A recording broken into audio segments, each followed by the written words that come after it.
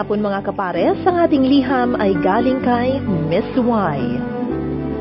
Dear Ate Karen, isang magandang hapon sa inyo at sa lahat ng listeners ng inyong programang Yes Diaries Book 2. Ako pala si Miss Y.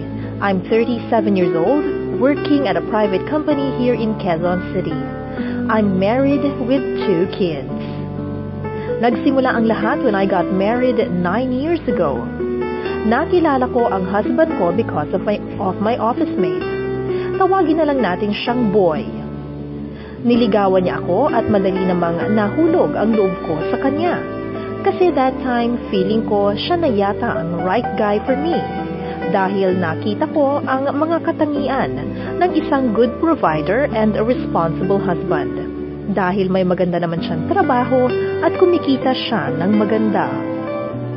Hanggang sa bumisita kami sa kanila at pinakilala niya ako sa uncle niya. That time, feeling ko wala na yata akong hahanapin pa. Hanggang sa may nangyari sa amin that time at nabuntis ako. Pinanindigan naman niya ako. Akala ko ay simula na yun ng isang magandang pamilya. Nanganak ako sa aking first child and at that time ay nawala ng trabaho si Boy.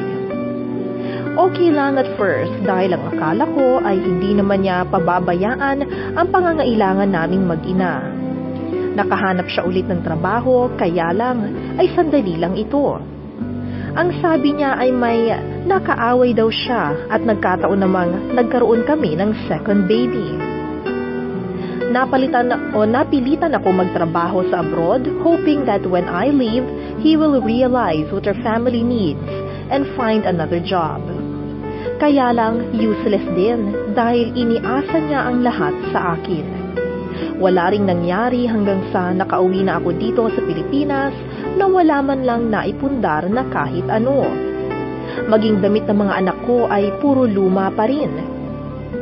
Ate Karen, nagsimula na ang sunod-sunod na problema at hanggang ngayon ay wala pa rin siyang trabaho at wala rin siyang initiative na maghanap ng work.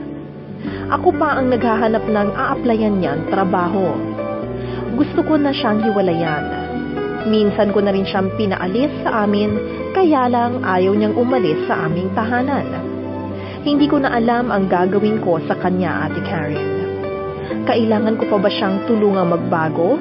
O ako na lang ang kusang aalis at lumayo ulit at maiwan ulit ang mga anak ko sa kanya? Hanggang dito na lang at sana ay matulungan ninyo ako, Ate Karen. And please play the song, I Still Believe in Loving You, para kay Boy.